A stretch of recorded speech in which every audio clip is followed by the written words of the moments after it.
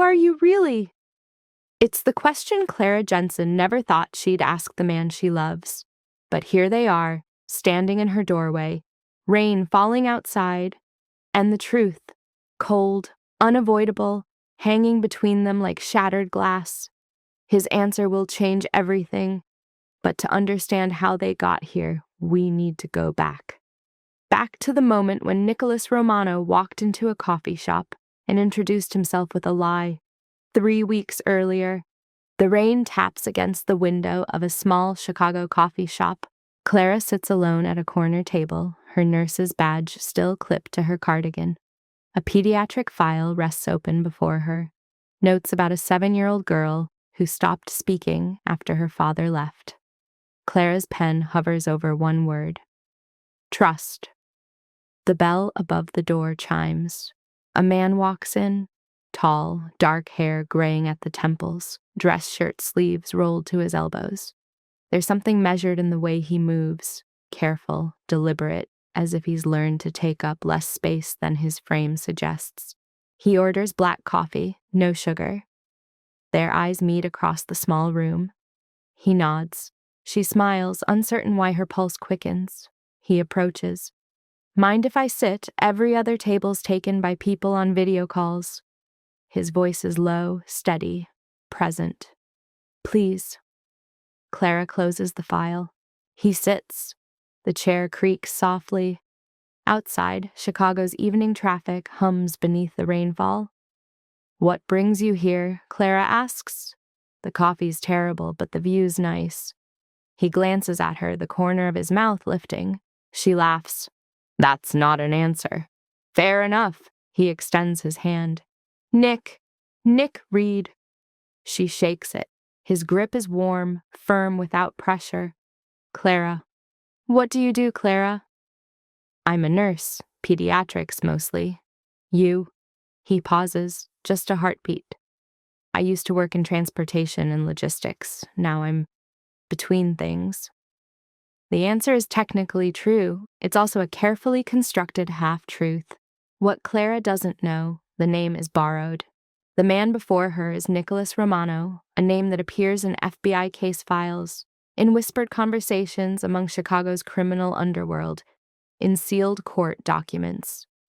What Clara doesn't know, 3 days ago, he almost deleted the dating app where they matched. Not because he didn't want to meet her. Because he did. Because hope, for a man in hiding, is the most dangerous thing. What Clara doesn't know, he spent 3 years trying to disappear from his own life.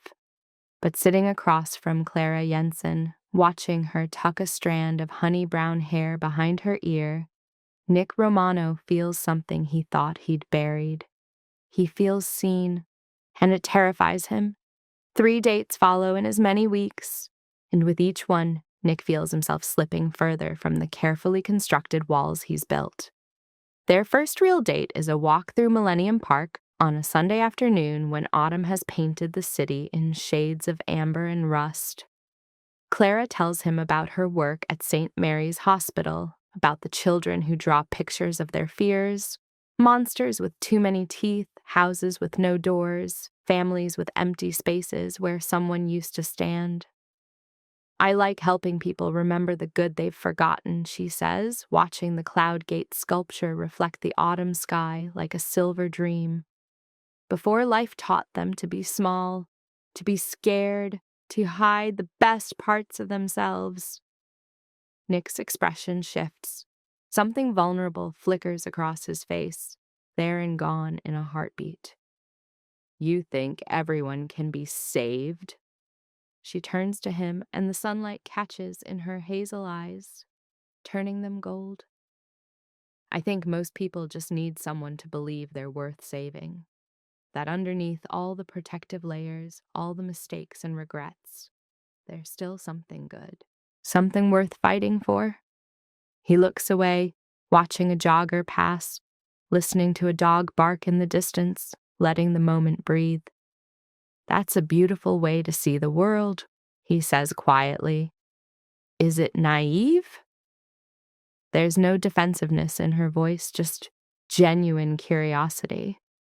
She's been called naive before, told she sees the world through rose-colored glasses, that she gives people too many chances. No.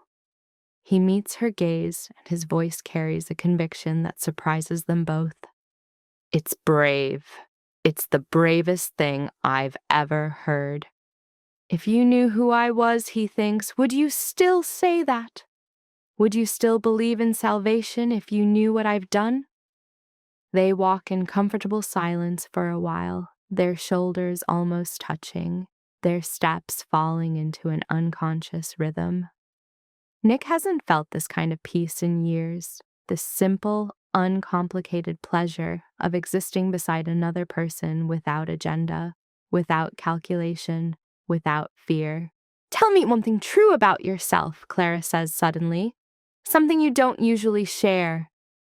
The request catches him off guard. He could lie, should lie.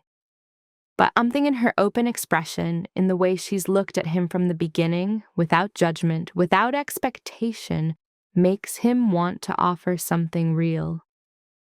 I'm afraid, he says finally, all the time, of making the wrong choice, of hurting people, of being the kind of person who looks away when they should stand up. Clara stops walking. They're standing beside the bean now, their reflections distorted in its curved surface. Two people, bent and reshaped by perspective. That fear, she says softly, is what keeps you from becoming that person. The people who should be afraid never are. They're too certain of their own rightness. He wants to tell her she's wrong. That fear hasn't stopped him from being exactly that person, but he can't form the words. Later that week, they cook dinner in her small apartment. Pasta, his grandmother's recipe, he claims, and this at least is true. Maria Romano taught him to cook when he was 8 years old, insisting that a man who couldn't feed himself was only half alive. The memory aches. His grandmother died the year before the warehouse explosion, spared from seeing what her grandson would become. Jazz plays softly from Clara's speaker. Chet Baker, My Funny Valentine. The music wraps around them like smoke, intimate and melancholy. Clara sets the table with care. 2 plates, 2 glasses of red wine, cloth napkins she's ironed specially. She watches him move around her small kitchen with surprising ease, his large frame somehow fitting perfectly in her cramped space. You're good at this, she says, meaning more than just cooking. I learned young. My mother believed cooking kept families together. He drains the pasta, steam rising between them like a veil. Gathering around a table, sharing a meal, she said that's where you remember you're human, where you're vulnerable and honest. Does it work? He considers this, testing the sauce, adjusting the seasoning. It's supposed to. She hears what he doesn't say, the past tense, the weight of loss, the suggestion that his family table is long gone. They eat in comfortable silence for a few minutes. The pasta is perfect. Al dente, the sauce rich with garlic and tomatoes and something that tastes like home. Outside her window, the city glows amber and blue, a living painting. Can I ask you something? Clara says, setting down her fork. Nick's shoulders tense almost imperceptibly. Sure. You check the locks a lot. Every time you enter a room, I see your eyes sweep it.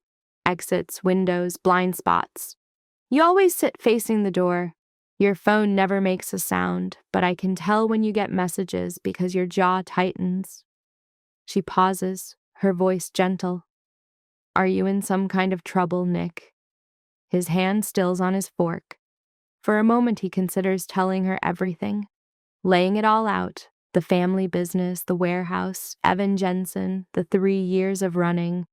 The relief of confession tempts him like a siren song. But then he imagines her face changing, the warmth in her eyes cooling to fear, or worse, to pity. He imagines her asking him to leave and never come back. He's not ready for that. Not yet. Maybe not ever. No, he says finally. Just old habits from a different life. Growing up in certain neighborhoods, you learn to be aware of your surroundings. It's not entirely a lie, but it's not the truth either.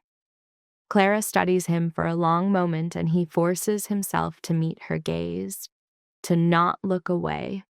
Finally, she nods. Okay. She doesn't push. That's one of the things he loves about her already. She gives him space to be whatever version of himself he can manage. She trusts that he'll share when he's ready, but lying to her feels like swallowing glass. Each small deception cuts on the way down, accumulating into a pain he carries everywhere. Tell me about your family, he says, desperate to shift the conversation. Clara's expression softens. Small. My parents passed away 5 years ago. Car accident. They went together, which feels like a mercy now. They were those couples who couldn't exist apart. I'm sorry. Thank you. She sips her wine. I have a brother in Seattle. We talk on holidays. He's got 3 kids who call me Aunt Clara and send me drawings. She smiles. I'm the fun aunt who sends books and doesn't enforce bedtimes. That sounds nice, having that connection. What about you? Do you have family? His throat tightens. My grandmother raised me after my parents. After things fell apart. She passed away a few years ago. The truth, stripped bare. I have an uncle, but we're estranged.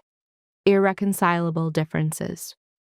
He doesn't mention that those differences involve Vincent's willingness to cut corners, to prioritize profit over safety, to threaten anyone who questions his authority. That must be lonely, Clara says, not having anyone. It is. He reaches across the table, takes her hand. Her fingers are slender, warm, her nails short and practical. It was. The past tense hangs between them, fragile, hopeful. Meanwhile, across Chicago, in a penthouse office overlooking the river, Marco Vitale stands at the floor-to-ceiling window, his phone lighting up with location pings. Each one a small betrayal Nick doesn't know he's committing. Coffee shop, park, Clara's apartment building on Maple Street. Marco's been Nick's friend for 20 years.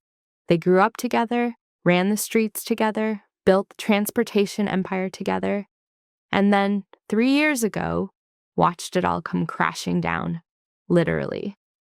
He dials Nick's number, already knowing this conversation will go nowhere. They've had it a dozen times in the past 6 weeks. We have a problem, Marco says when Nick answers. In the background, he hears laughter, Clara's voice saying something about dessert. Nick's voice drops, becomes guarded. Talk to me. Dark sedan's been tailing you for 3 days. Government plates, I ran them. Registered to a federal fleet. Marco pulls up the surveillance photos on his laptop. Detective Harris is back on the case. He's been asking questions about the warehouse explosion again. The name lands like a punch to the gut. Harris, the FBI agent who spent 3 years hunting the truth about Romano transportation, who came within inches of connecting Nick to the negligence, who lost his trail when Nicholas Romano simply vanished. There's more, Marco continues, his voice dropping. Vincent made parole last week, early release for good behavior. Nick's bitter laugh crackles through the phone. Vincent doesn't know the meaning of good behavior. He's been making calls to old contacts, old enemies, people who used to work for your family. Word on the street is he knows you're alive, that you didn't die in some accident like we made it seem. In the background, Marco hears Clara's voice more clearly now. Everything okay? Nick's jaw tightens. How long do I have? A week, maybe 2 before he confirms your location. Marco pauses. You know what he wants, Nick. He blames you for talking to the FBI in the first place, for the investigation that nearly destroyed everything. He won't let that go. I didn't talk to the FBI. I disappeared before they could make me. He doesn't believe that. And even if he did, you cost him 3 years in prison. Men like Vincent keep scorecards. The line goes quiet except for the sound of rain against windows, the same rain falling on 2 different parts of the city, connecting them. I know, Nick finally says, his voice barely audible. Marco hears the defeat in it, the exhaustion. End it, Nick.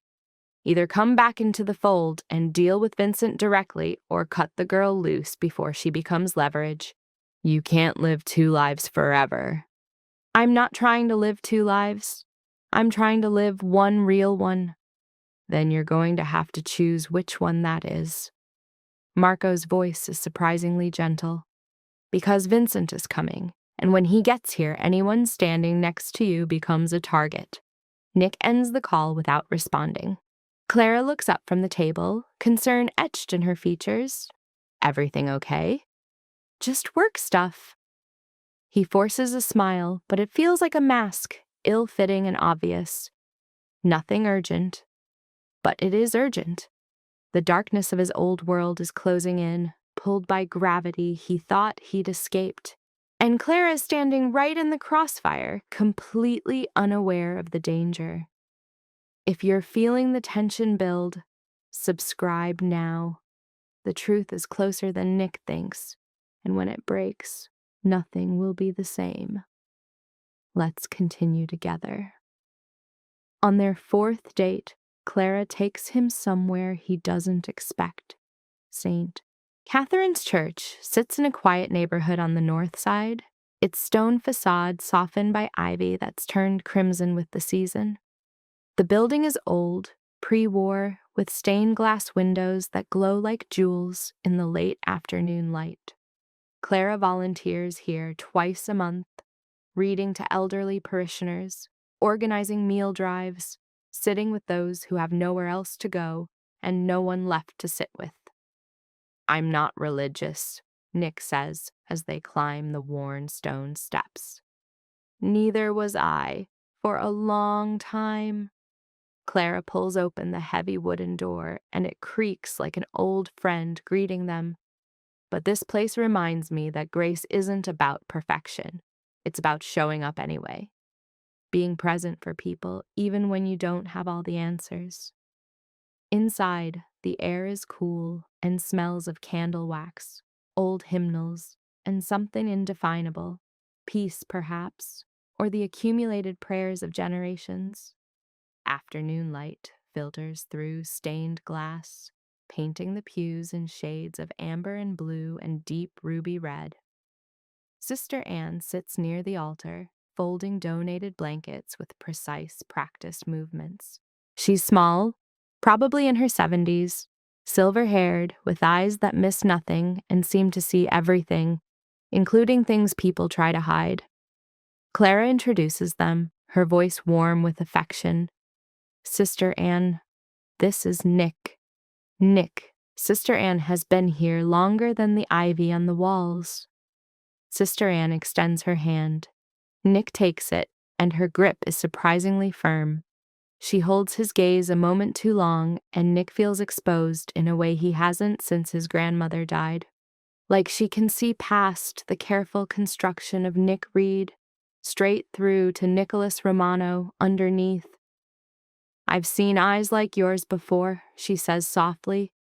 Eyes that carry ghosts, eyes that have lost God, or perhaps lost themselves and are searching for the way back. Nick's jaw tightens. I'm just here with Clara. Of course you are. Sister Anne releases his hand, but her expression remains gentle, knowing. But ghosts have a way of following us until we turn and face them. Running only makes them grow larger in our peripheral vision. She pauses. Forgiveness isn't about forgetting, Mr. Reed. It's about having the courage to look straight at what we've done, to name it, to accept it. Only then can we begin to make amends. The words settle over him like stones dropped into deep water, sending ripples through everything he's tried to bury. I should help Clara, he says, desperate to escape that knowing gaze. Yes, Sister Anne smiles, a small, sad smile that suggests she understands exactly why he's retreating. But Mr. Reed, the ghosts will wait. They're very patient.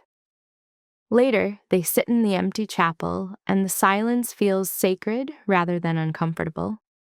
Clara lights a candle at the altar with practiced movements, her face serene in the golden light. I do this every week, she says, returning to sit beside him. For someone I lost. Who? Dr. Evan Jensen. He was a colleague at the hospital. More than that, really. Like a brother to me, though we weren't related by blood. Her voice catches, and she pauses to collect herself. He died 3 years ago in a building collapse downtown, the Romano Transportation Warehouse near the docks. Nick's blood runs cold. His heart pounds so hard he's certain she must hear it in the quiet chapel. The warehouse, the shipment Vincent insisted was safe. The structural violations the building inspector flagged, but Vincent paid him to ignore. The contract Nick signed without asking the right questions because family loyalty demanded blind trust. The young doctor who ran into the building to help an injured worker, seconds before the secondary support beams gave way, and everything came down in a roar of dust and screaming metal. Evan Jensen. He worked at the free clinic near the docks, Clara continues, unaware of the way Nick's hands have clenched in his lap, unaware that she's describing his nightmare in waking detail. Treating people who couldn't afford insurance, people caught up in gangs, organized crime, the mafia. She says the word like it belongs to old films, to a world that exists only in history books, not sitting beside her in this chapel.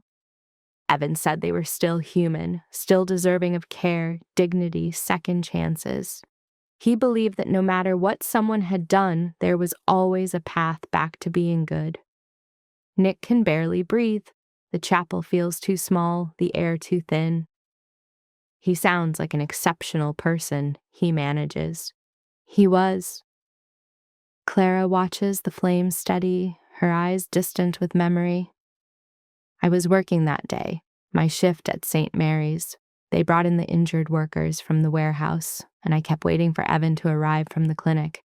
He always came when there were mass casualties. But he didn't come. Her voice breaks. Because he was in the warehouse when it collapsed. He'd been treating a worker who'd injured his hand on the job. When the first explosion happened, the worker panicked, ran deeper into the building. Evan went after him, tried to save him. Did he? Nick's voice is hoarse. Save him? No, they both died when the structure came down. Clara wipes her eyes with the back of her hand. That's why I do what I do now, why I volunteer here, why I work extra shifts with the kids, why I believe in second chances. To honor him, to carry forward what he believed, that everyone deserves someone who won't give up on them. The chapel feels suddenly oppressive, the weight of his guilt pressing down like the warehouse ceiling must have pressed down on Evan Jensen. If you knew, Nick thinks desperately, would you still light that candle next to me? Would you still talk about second chances if you knew I'm the reason he's dead? Sister Anne appears in the doorway like she's been waiting for this exact moment. Clara, dear, we need you in the kitchen. The meal service is starting soon. Clara stands, touches Nick's shoulder briefly. The contact burns. I'll be right back. Alone in the chapel, Nick stares at the flickering candle, a small light in gathering darkness, a memorial to a man whose death he caused through negligence, through arrogance, through the belief that power made him untouchable. He closes his eyes. Forgive me, he thinks, not to God, who he stopped believing in years ago, but to Evan Jensen, to the man who believed in redemption even for people like Nick, to Clara, who loves him without knowing who he really is, to the 16-year-old boy he used to be before the family business taught him to measure loyalty above life, profit above safety, secrecy above truth. When Clara returns, he's standing by the door, his face carefully composed. "You okay?" she asks, searching his face. "Yeah." He takes her hand. His palm is cold despite the warmth of the chapel. "Let's go." But as they leave, Sister Anne's words echo in the vaulted ceiling.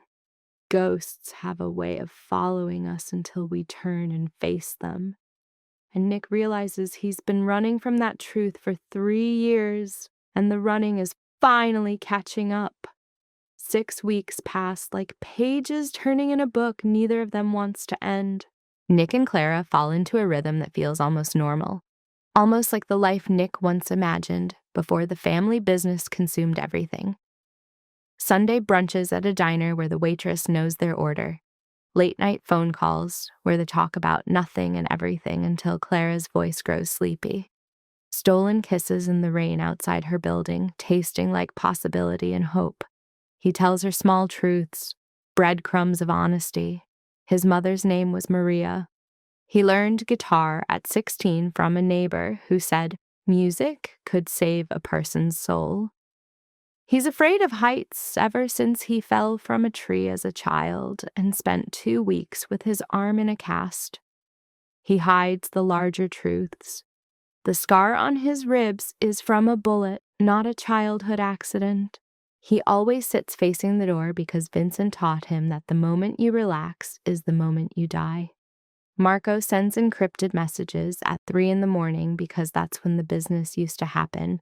Deal struck in darkness, problems solved before sunrise. But being with Clara makes him believe he could be Nick Reed permanently, that Nicholas Romano could stay buried forever. On a cold November morning, Clara invites him to St. Mary's Hospital. "We're hosting a music session for the pediatric ward," she explains over coffee. Her cheeks are pink from the cold, her eyes bright with excitement. "Volunteers bring instruments. The kids love it. You said you play guitar." Nick hesitates.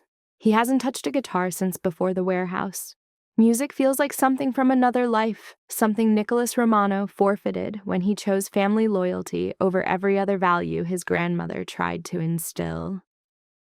"I haven't in years," he says. "Perfect. You'll both be learning together." Clara's smile is radiant. "Come on, the kids won't judge you. They just want someone to show up and try." Someone to show up and try. That's all she's ever asked of him. Something in her smile breaks through his resistance. He shows up with a borrowed acoustic guitar, fingers clumsy on the strings after years of disuse. The pediatric ward is bright, deliberately cheerful, walls painted with murals of forests and oceans and impossible creatures born from children's imaginations. Children sit in a circle, some in wheelchairs, some with IVs snaking from their small arms, some with scarves wrapped around bald heads, all of them looking at Nick with cautious hope that nearly breaks him. They're so young, so vulnerable, so trusting, despite everything life has already taught them about pain. "This is my friend Nick," Clara says, her hand resting briefly on his shoulder. "He's going to teach us a song." A boy, maybe 8, raises his hand. His name tag reads Tyler. "I don't know how to play anything." Nick kneels, bringing himself to the boy's eye level, and holds out the guitar. Neither did I at first, but someone believed I could learn, so I did. It's true, Mr. Delgado, their neighbor in the old apartment, gave 13-year-old Nick his first guitar lesson. Said every boy needed something beautiful in his life, or the streets would swallow him whole. The streets swallowed Nick anyway, but for a few years he had the guitar. Tyler takes the guitar awkwardly, holds it like it might break. Nick adjusts his grip gently, his large hands guiding the boy's small ones. "Like this. You're not fighting it. You're asking it to trust you. Instruments are like people that way. They respond to gentleness." A little girl with a pink scarf speaks up. "What if I mess up?" "Then you'll be doing exactly what musicians do," Nick says. "Making mistakes is how you learn what sounds right." They spend an hour learning 3 chords. C, G, D, simple progressions that form the backbone of 1,000 songs. By the end, Tyler plays a clumsy version of You Are My Sunshine, and the room fills with off-key singing and laughter that echoes off the cheerful walls.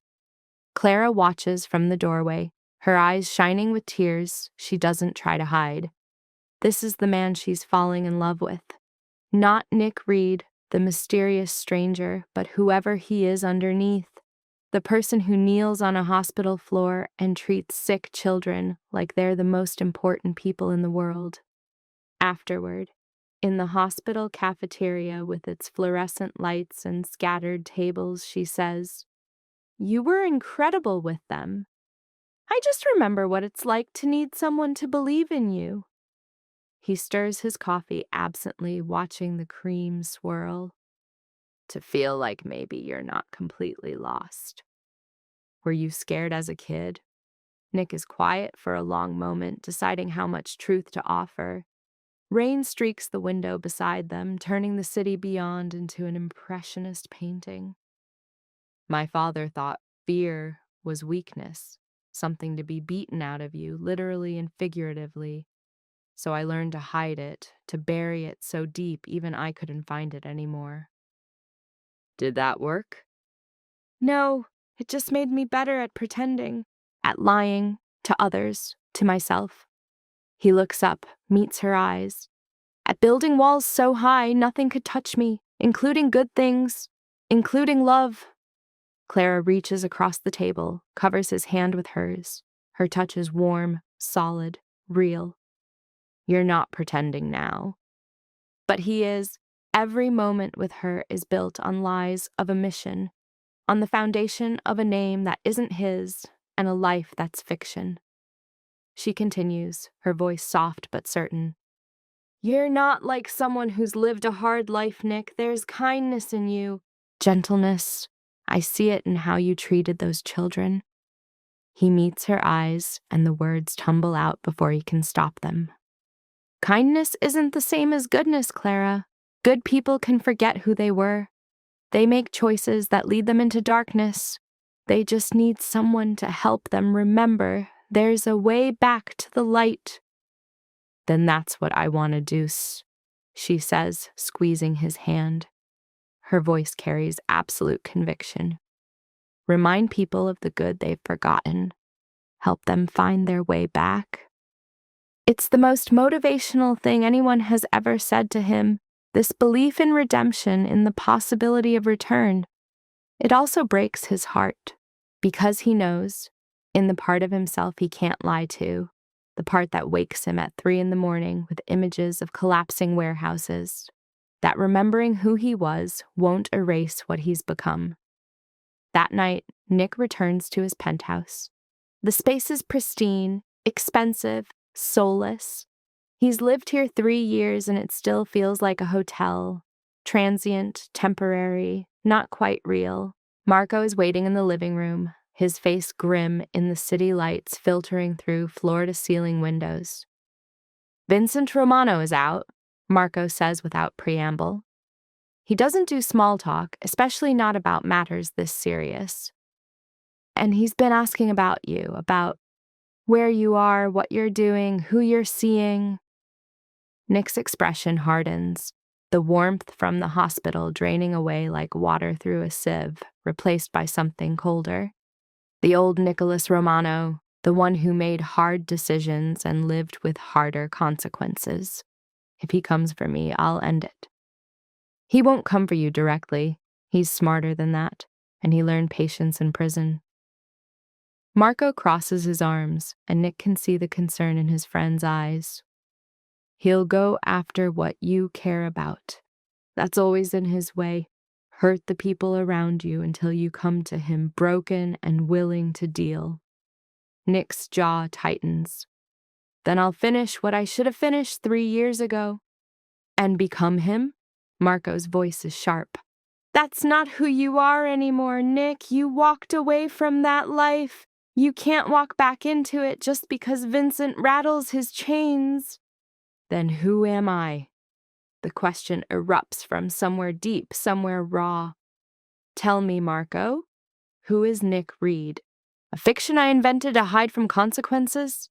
A costume I wear to pretend I'm not Nicholas Romano? The question hangs in the air between them. Before Marco can answer, Nick's phone buzzes. A text from Clara. Thank you for today. You gave those kids something to believe in. You reminded me why I love this work, why I believe people are fundamentally good, even when the world tries to teach them otherwise. He stares at the message, at Clara's unwavering faith in goodness. Marco watches him, sees the conflict playing across his friend's face. You can't protect her from what you are. Not forever. Vincent will find out about her, if he hasn't already, and then she becomes leverage, a piece on the board. Nick doesn't reply, but deep down he knows Marco is right. The question is no longer if his past will catch up. The question is how much it will cost when it does. 2 days later, Clara notices the shift. Nick is distracted. His texts are brief. When they meet for dinner at their usual Italian restaurant, he checks his phone constantly. His eyes track every person who walks through the door. Talk to me, Clara says, setting down her fork. The candle between them gutters. I'm fine. Nick. She waits until he looks at her. I work with people who've experienced trauma. I recognize avoidance. His expression softens. Work is complicated right now. More complicated than usual? He doesn't answer. She studies him, the tension in his shoulders, the way his hand stays close to his phone. Who are you watching for? I'm not. Yes, you are. You've looked at that door 12 times since we sat down. He's silent for a long moment. Then, I'm sorry, I need to keep you safe. From what? From things you don't need to worry about. Clara leans back. That's not an answer, Nick. That's a wall.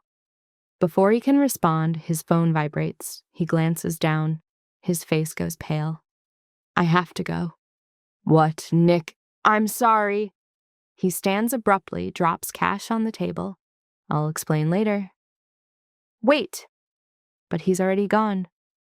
Clara sits alone, the candle still burning. For the first time since they met, she feels the distance between them. Not measured in miles, but in secrets. Outside, Marco is waiting by a black sedan. We have a problem, Marco says, showing Nick his phone, a text from an unknown number. She's pretty. Shame if something happened to her. Below it, a photo. Clara, walking into St. Mary's Hospital that morning. Nick's hands shake. Vincent. He knows about her. He's making his move. Marco's voice is urgent. You need to tell her, Nick, before he does. Tell her what? That I'm the reason her brother figure is dead? That I've been lying since the moment we met? Yes. Marco grabs his arm. Because if you don't, Vincent will, and he won't be kind about it. That night, Clara's phone rings. Unknown number. She almost doesn't answer. But something makes her pick up. Clara Jensen? A man's voice, smooth, cold. Who is this? Someone who knows Nick Reed. Or should I say, Nicholas Romano? Her pulse spikes. I don't understand. St. Mary's Hospital. Pediatric ward volunteer. Blue Honda. Apartment 4B on Maple Street. A pause.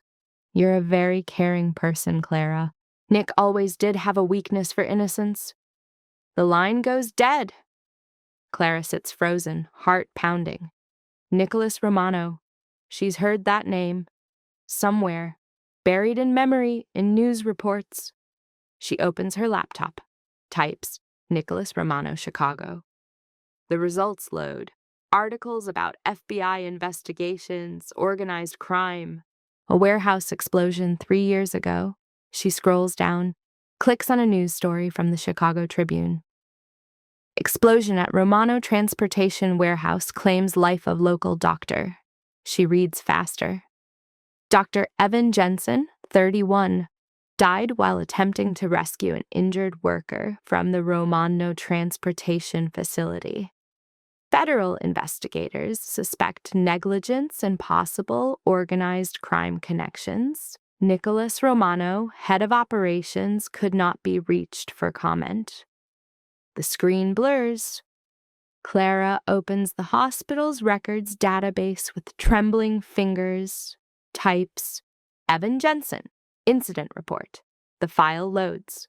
Location, Romano Transportation Company Warehouse, South Chicago. Cause of collapse, structural violations, inadequate safety measures. Primary investigative focus, Nicholas Romano. Her breath catches. Nick Reed, Nicholas Romano, the man she loves, the man responsible for Evan's death. The room tilts. For 3 days, Clara doesn't respond to Nick's messages. Clara, please, talk to me. I know something's wrong. Let me explain. On the 4th day, he shows up at her apartment. She opens the door but doesn't invite him in. Who are you? Her voice is steady, but her eyes are red-rimmed. Nick's stomach drops. Clara! And then she asks the question from the beginning of our story. Who are you really? Silence stretches between them. He could lie. He's built a life on well-placed lies. But looking at Clara, at the hurt and betrayal on her face, he can't. Nicholas Romano, he says quietly. My real name is Nicholas Romano. She flinches as if struck. The man who owned the warehouse where Evan died. It's not a question. Yes. You knew. Her voice cracks. From the moment I said his name in that chapel, you knew, and you said nothing. I didn't know who he was to you until that moment. And then you kept coming around. Tears spilled down her cheeks, kept lying, kept letting me fall in love with someone who doesn't even exist. I exist, Nick says desperately. Everything between us was real. Real? She laughs bitterly. You used a fake name, built a fake life, sat in that church and let me honor Evan's memory while you... She stops, presses her palms to her eyes. Nick takes a step closer. Clara, please, let me explain. Explain what? She looks up at him, eyes blazing. That you signed off on a warehouse you knew was unsafe, that your family's greed killed a good man, that you've been hiding from that for 3 years while pretending to be someone decent? Each word lands like a blow. I'm not pretending, he says hoarsely. I'm trying to become what? A better person? You can't build that on lies, Nick. Or Nicholas. Or whoever you are. She shakes her head. I don't even know. I'm someone who made terrible choices, he says, voice breaking. Someone who let family loyalty blind him to the truth. Who signed documents without asking questions because I thought power made me untouchable. He takes a shaking breath. I'm the reason Evan Jensen died, not directly, but through negligence, through cowardice. Clara's tears fall silently. I withdrew from everything after it happened, Nick continues. Changed my name, tried to disappear, because I didn't know how to live with what I'd done. He looks at her. And then I met you. And for the first time in 3 years, I felt like maybe I could be more than my worst mistake. But I was wrong. He reaches for her hand. She pulls away. Don't, she whispers. I'll go, he says. But Clara, I need you to know. You weren't part of a disguise. You were the first honest thing in my life in 3 years. She doesn't respond. He turns to leave. Wait! He stops, hand on the doorknob. Did you love me? Her voice is barely audible. Or was I just convenient? Nick looks back at her. His eyes are devastated. You were everything. She says nothing. He leaves. The door closes with a soft, final click. Clara slides down the wall, sobbing. Outside, Nick sits in his car, gripping the steering wheel. Marco's words echo. You can't protect her from what you are. He was right, and now Nick has lost the only thing that made him want to be better. For 2 weeks, Nick disappears. Clara returns to her routines, work, church, lighting candles for Evan, but everything feels hollow. Sister Anne finds her in the chapel one evening, staring at flickering flames. You're carrying something heavy, child, Sister Anne says gently. I don't know what to do with it. Sister Anne sits beside her. Tell me. And Clara does. All of it.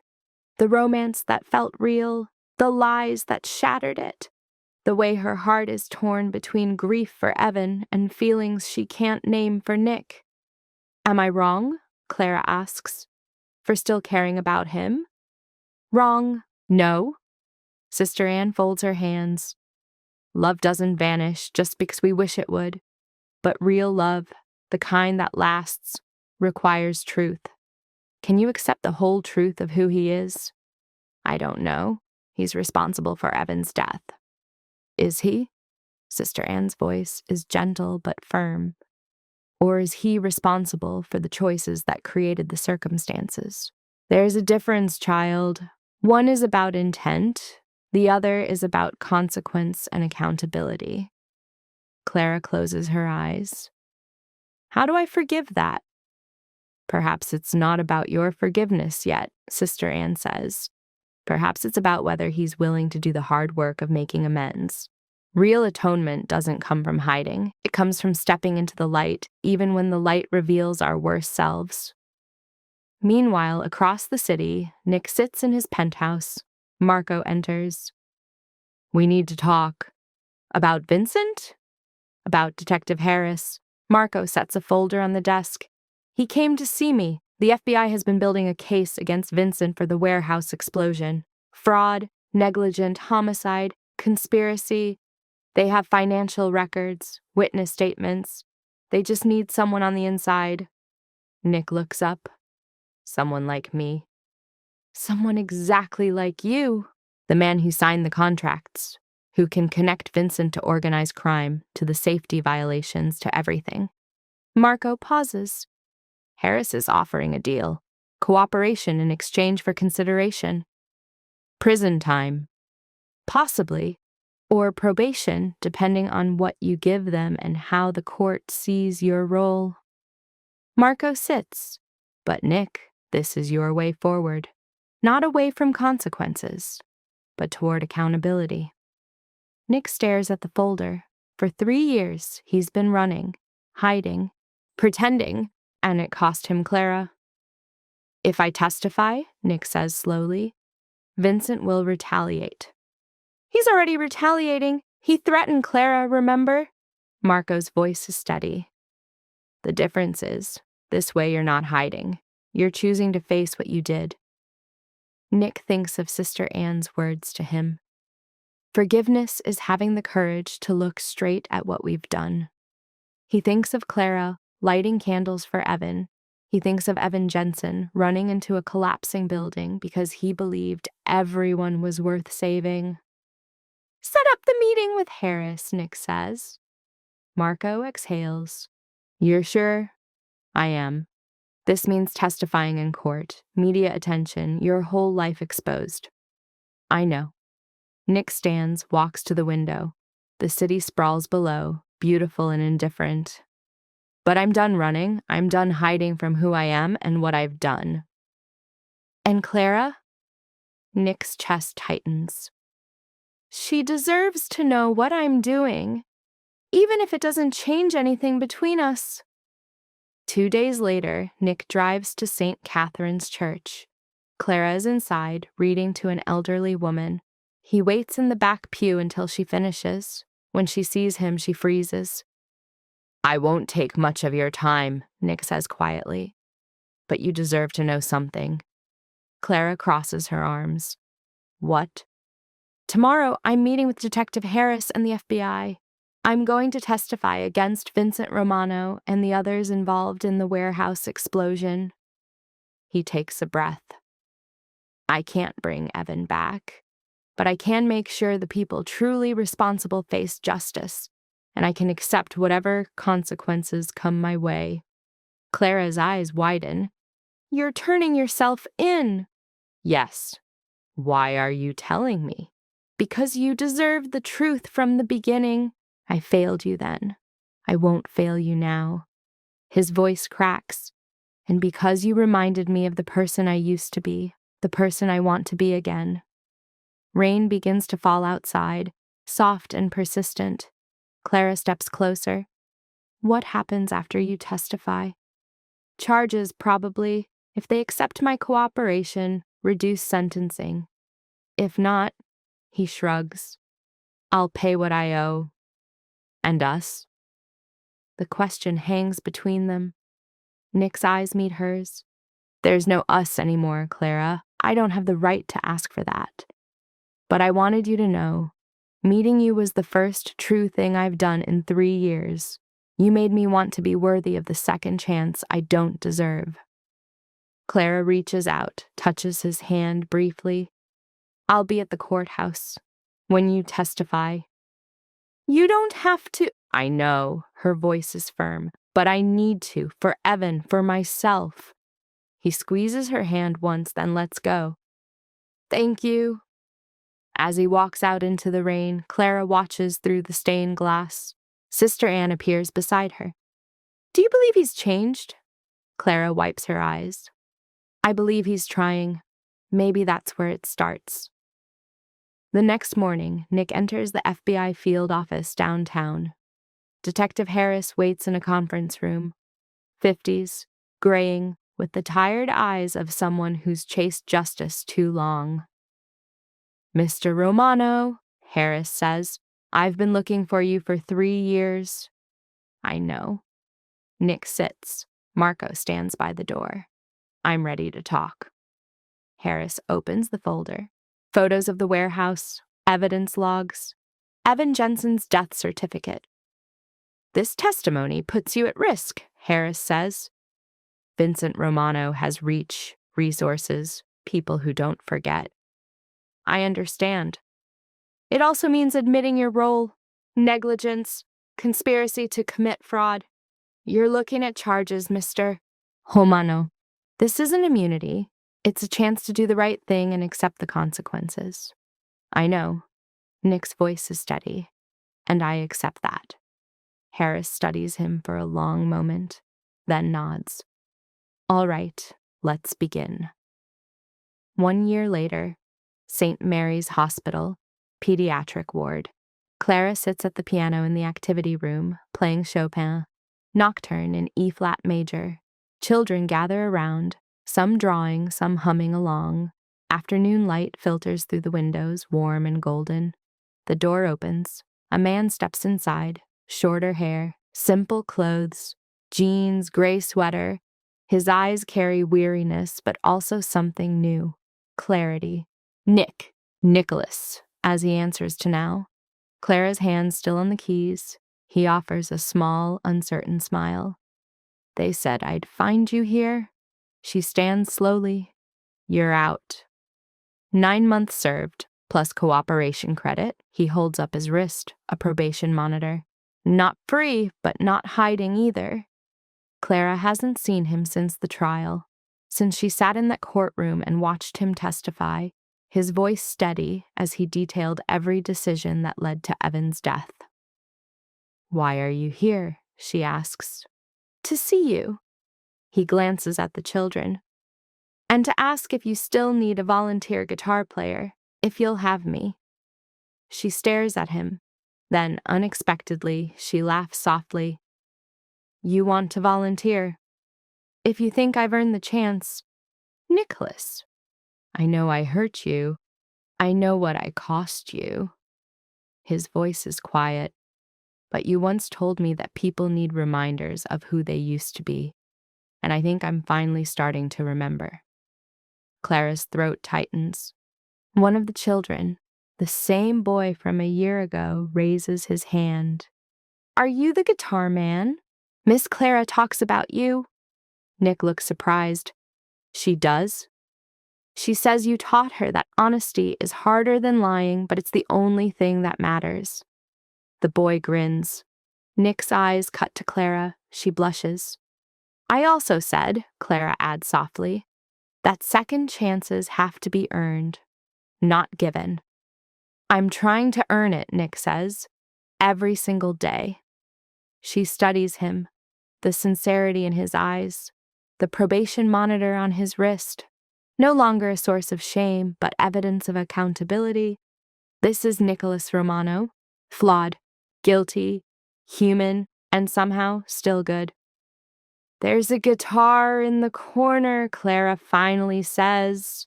Relief floods his face. Thank you. He retrieves the guitar, sits among the children. Clara returns to the piano. Together they play. Imperfect harmonies, off-key singing, laughter that fills spaces where pain used to live. Later, in the hospital cafeteria, they sit with terrible coffee between them. How was it? Clara asks.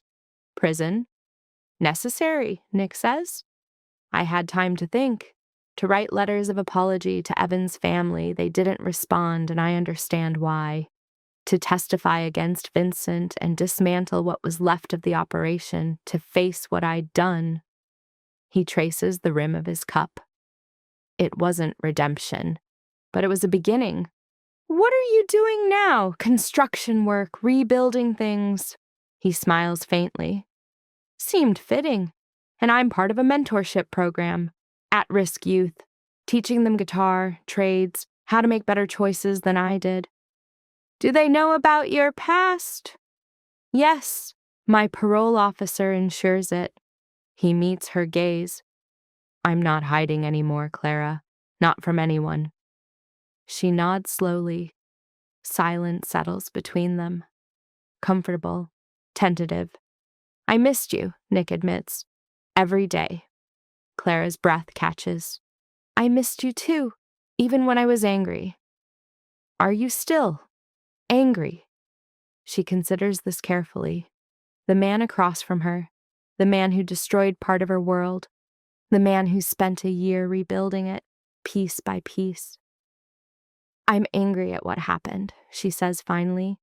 I'm heartbroken that Evan is gone, that his compassion was answered with negligence. Her voice softens. But you, I see who you're becoming, Nicholas, someone who chose accountability over escape, who testified knowing it would cost everything, who's trying, every day, to be worthy of a second chance. Her hand moves across the table. Slowly, deliberately, she takes his hand. The probation monitor presses cold against her wrist, a reminder of the past, a promise for the future. I choose to believe in who you're becoming, she says. Nick's eyes glisten. I don't deserve that. Maybe not yet. She squeezes his hand. But you're earning it. That's what matters. Clara! I'm not saying it'll be easy, she interrupts. Or that we can go back to what we were. That version of us was built on lies. She takes a breath. But maybe we can build something new, something honest, something that honors Evan's belief that people can change, not by wishing, but by doing the work. Nick can't speak. He nods, tears sliding down his face. One day at a time, Clara says. No more lies, no more hiding, just truth. Can you do that? Yes, he whispers, every day for the rest of my life. 3 months later, Clara and Nick walk through Millennium Park. Spring has arrived. Cherry blossoms drift on the breeze, painting the ground in pink and white. They're not hiding, not pretending. They're building something real, slowly, carefully. The mentorship program expanded, Nick says. 20 hours a week now, teaching kids from the juvenile system guitar, woodworking, how to see a different path. Clara beams. That's wonderful. It's because of you. He stops walking, turns to face her. You helped me see I could be more than my worst day. She cups his face gently. You did that yourself. I just believed it was possible. He kisses her forehead, gentle, reverent. I love you, he whispers. I know it doesn't erase anything. I love you too. Clara's voice is steady. Not who you were, not who you pretended to be. Just you, Nicholas Romano, the man brave enough to tell the truth. Nick pulls her close. She rests her head against his chest, listens to his heartbeat. Behind them, the city hums with life. Above them, the sky is clear, and for the first time in years, Nick Romano feels like he's finally home. Thank you for joining us on this journey through truth, consequence, and the power of earned redemption. If this story touched your heart, please subscribe to our channel for more tales of love that honors justice and the courage to face our deepest truths.